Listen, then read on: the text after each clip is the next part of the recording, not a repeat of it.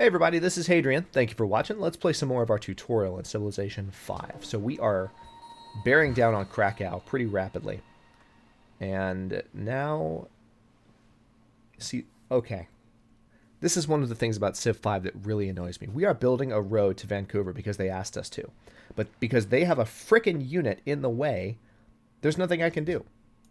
There's literally, like, my worker cannot overlap with their military units the way that my workers would overlap with my military units. So I'm just going to have to leave him there until they move that frickin' idiot that's blocking me from building the road that they requested. It's one of my least favorite things about Civ 5. It's just the AI is stupid. Like, why make that request and then prevent me from fulfilling it when I'm right there, ready to do it? All right, so now they're going to be coming at me from all directions. Yeah.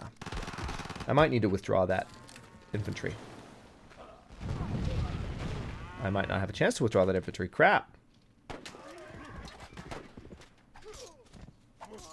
Really? Wow. Okay. So we just lost them. Yeah, we're going to have to build some more infantry. They're doing a bit more damage than I expected them to be. All right, good.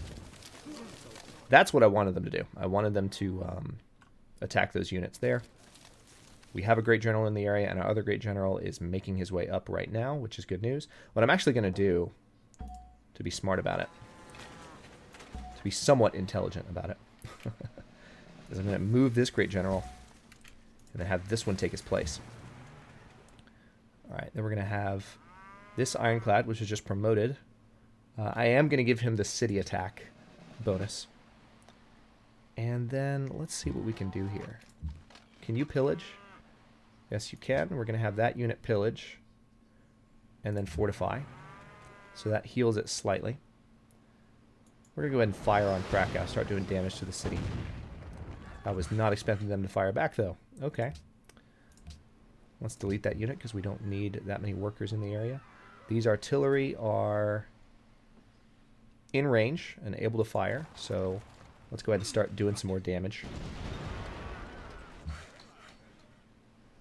In the next turn, we might actually be able to capture the city. Because as much as they have, like, the military advantage all around us right now, we actually are able to do more. All right, good. We're able to build that new railroad.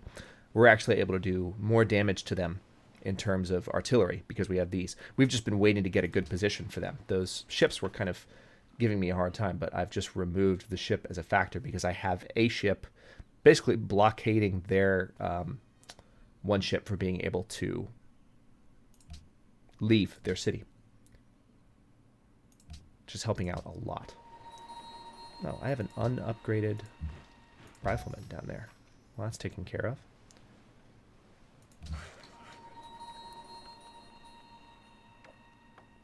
Alright, I'm going to have you just sleep for a bit, and we'll retrieve our workers later. Yeah, in the very next turn, we're going to be able to fire on Krakow with 3 different artillery units. I suspect we'll be able to take the city. We'll still have a lot of their military to deal with, but as soon as we are in control of the city, the tide of battle will change pretty quickly because of the bonus that we have to garrisoned cities. Okay, so they were finished off. Poland's putting up a pretty good fight. I got to give them credit. Definitely got to give them credit. It'll probably be these units that end up taking the city. Because right now we're about to fire on it with 3 different artillery units. And things are not going to go well for Krakow. There's 1. There's 2.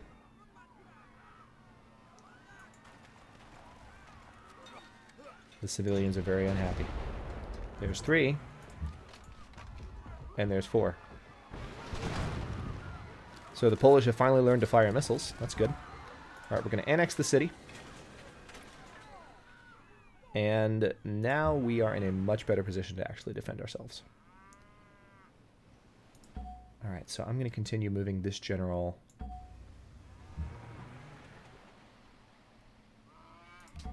up towards the artillery, so they do more damage there. Hannibal is the name of this great general. I'm going to go ahead and just leave him in position. And then we will have a decisive victory with these units right here. Awesome. All right, so we just avenged that unit that died on that square last turn. And we're going to start doing a ton of damage pretty soon. So now we have the option to build bombers. And we have 15 oil, too. Each plane requires 1 oil. Yeah, great war bomber. We're going to build a bunch of them.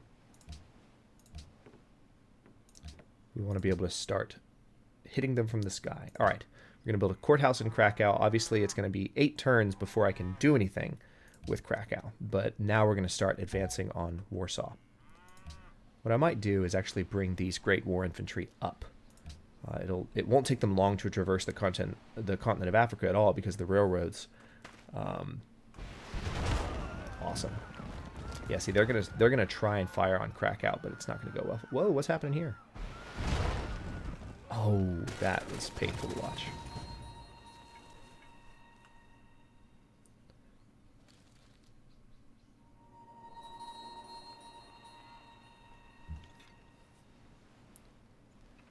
All right, so now we need to start thinking in terms of moving forward with our units a little bit.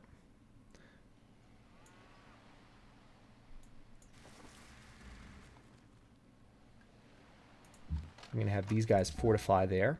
I'm going to have the general sleep. And then I will have my artillery hop in the water. Same with those. And we definitely need our workers to come up here and start helping out. Because we've got some damaged territory. It's the territory that we pillaged. But we definitely need them to come up and start repairing. Alright, so our new general, let's have him float there. We'll have these guys in the city do some damage to our Polish friends that think they can retake their capital. Or not capital, but their city. We have over 2,000 gold, generating 300 culture per turn. Really robust civilization at this point. As soon as we take Warsaw, we're going to demand Poznan. Oh, wow. See, they're willing to give me 2 cities now. So maybe I can actually demand more from them when I do take Warsaw. But we're going to refuse that deal. Because we want to fully capture... All right, so that's Wrocław right there. That's interesting. That would give me a lot more territory. I might take that. And then we could probably move very quickly towards maybe a scientific victory, I would imagine. We have options. We could go for any number of victories in this. I didn't commit myself to any particular victory in this campaign, but we're going to be victorious pretty soon, I think. Maybe within a week or 2 of episodes, I would say. All right, so we need to continue moving this artillery closer.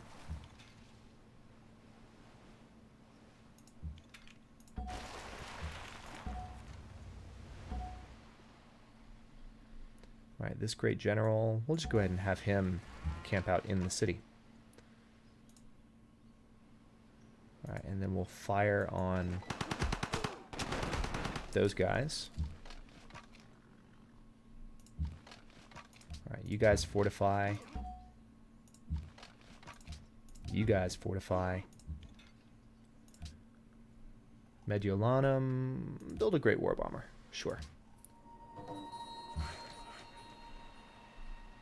Those planes, all right, good. We have finished our route to Vancouver.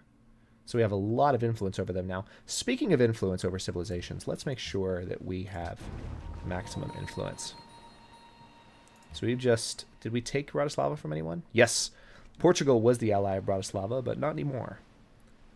Let's see who else we can ally with. Definitely Antananarivo. Malacca has more than enough influence. Prague, we could probably... Well, that's a cultural city-state. We definitely need to give money to Prague. But we need to maybe wait a bit before we do. Singapore. Ooh.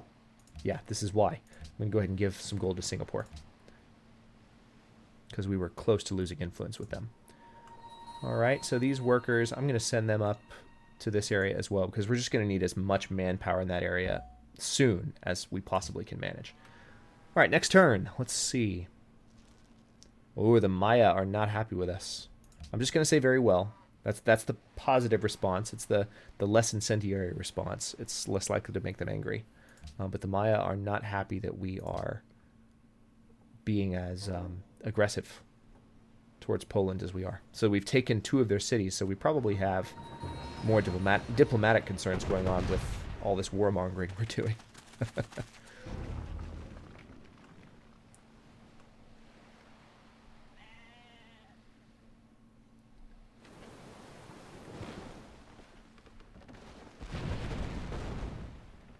Alright, so the city-state of Tyre is fighting against a pirate ship there. With their own privateer, in fact. We've got this frigate here that hopefully, yes, can fire upon that ship from a distance. Alright. This cargo ship is done. We'll keep trading with Palenque, that's fine. Even though they're mad at us, we can still do that. Okay, we definitely need to do something about these guys being in range, because this is a problem. All right, so let's set up for a ranged attack. Start hitting them, because we don't want them to damage our artillery. We're going to have Sargon chill out. Our Great War Infantry have been promoted, so we're going to give them the... Let's give them the cover ability. Now... Huh. I think I'm going to move this infantry here. And just have them fortify.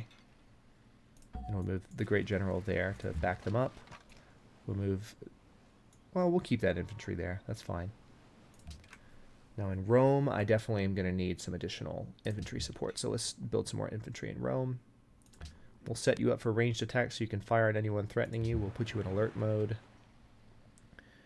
And you guys need to come down here and potentially help out with Poznan, just in case. Alright, so we're sending my ships away.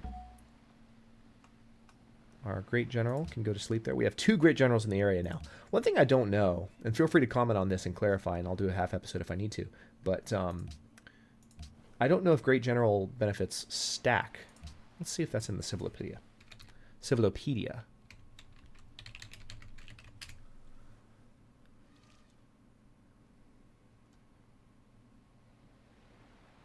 Provides a 15% combat bonus to all player-owned land use within 2 tiles. It doesn't say anything about stacking.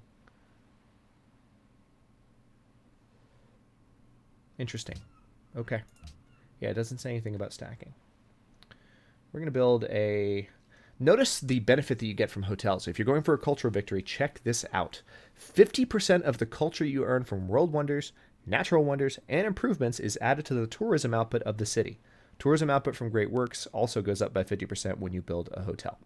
So it just gives the tourists a way to come into your civilization and help you gain influence. So building hotels everywhere definitely helps out, especially if you have... actually, no, the Hermitage is not what I thought it was. But there's a building that you can build when you have a hotel in every city that helps even more with that. Let's see. Let's go ahead and build an armory in Circe.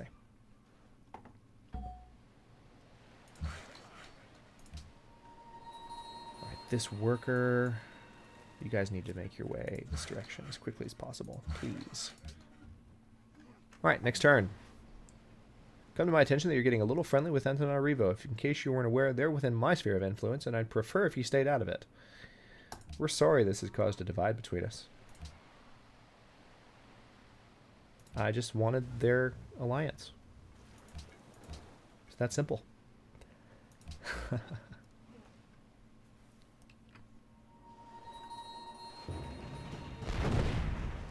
Alright, next turn should be able to finish off that ship. See, that's annoying, because right now I can't do anything about the fact that these guys are hitting me from a distance. If I were to move on them, then Warsaw would be able to fire on my infantry before I'm really ready to hit Warsaw. Alright, unit promotion. Oh good, this unit was promoted. So, extra combat strength against naval units. Ta-da! Alright. What just happened?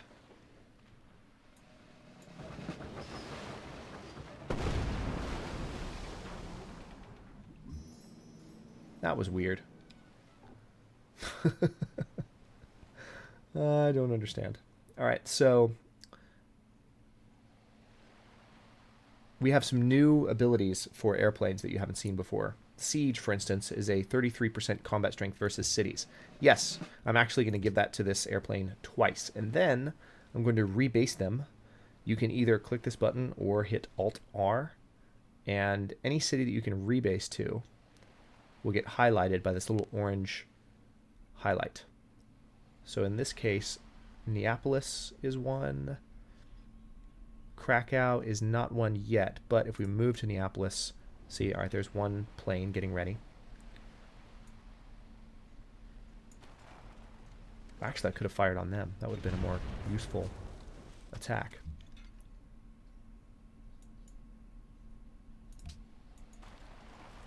But it's okay. We're using our artillery to slowly whittle down their forces outside of Krakow. All right, this great war bomber, same thing. I'm going to give it just really, really powerful abilities to damage cities. We're going to fly it up to Arpinum, then to Neapolis. And Antium needs a production. Yeah, let's go ahead and do a hotel. We'll do a seaport and a Ratium, why not? Ooh, a harbor in Arpinum. That'll help with income a little bit, I believe. Or will it? Hang on. Sea trade routes will get an additional 50% increase. So if there's sea trade routes, but otherwise, no, actually, because it's supposed to build a connection with the capital over the sea. But if you already have one, which I do by land, it's not as big of a deal. All right, Eboracum can fire on an enemy. Ooh, look. We can sink them in a couple ways. I'm going to sink this ship first, but they have a great musician that could potentially come in and gain influence over me. All right, so that ship is no longer a problem. They were blockading me, but they're not now.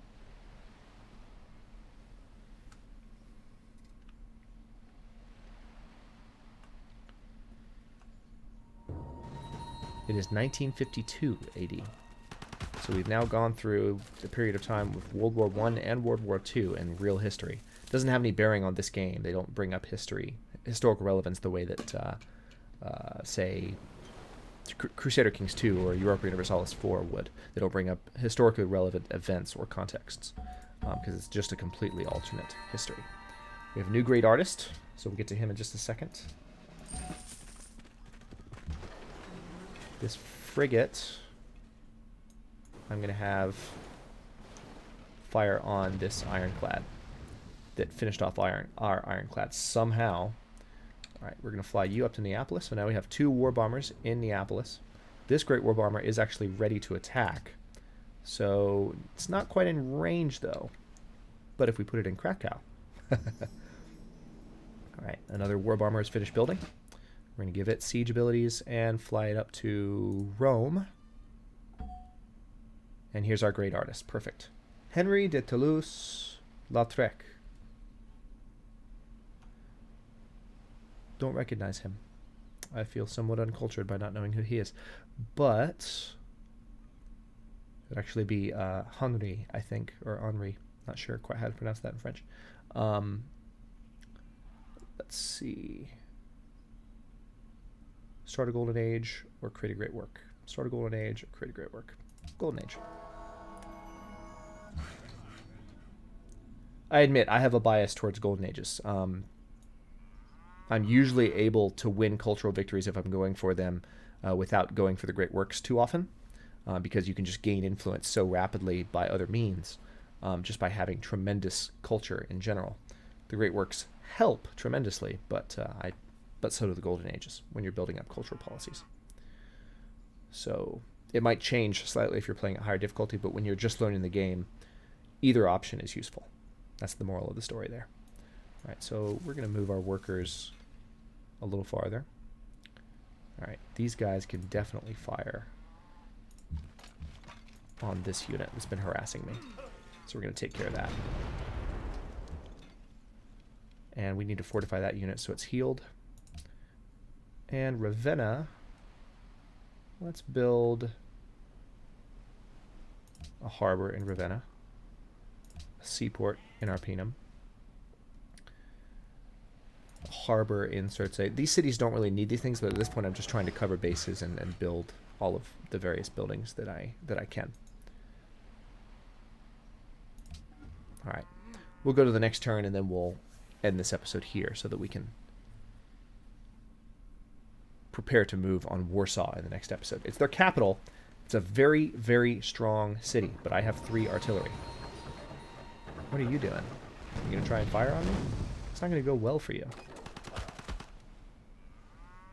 I really wish you would fire back when they did that. These are the somewhat modern equivalent of archers, so they can fire from a distance without reprisal fire, basically. Okay. Before I do anything here, I'm going to cut this episode, and we will prepare to throw our bombers at Warsaw and our artillery at Warsaw. It should be over pretty quickly. And then we can maybe arrange for them to give us their remaining, some of their remaining cities. And we can end this war with Poland and reconstruct the areas that we have taken over, and maybe make the other areas, the other city-states and other civilizations just hate us a little bit less after we've done all this conquering. Thanks very much for watching. If you enjoyed the episode, don't forget to like the video and subscribe to the channel. I upload new episodes in Civilization V's tutorial every day at noon Eastern Daylight Time, which is GMT-4. And if it's not going anymore when you're watching this, if it's in the backlog, I'll be doing something else in kind of a grand strategy or historical strategy type flavor. Thanks very much for watching. Comments are always welcome, and I'll see you next episode.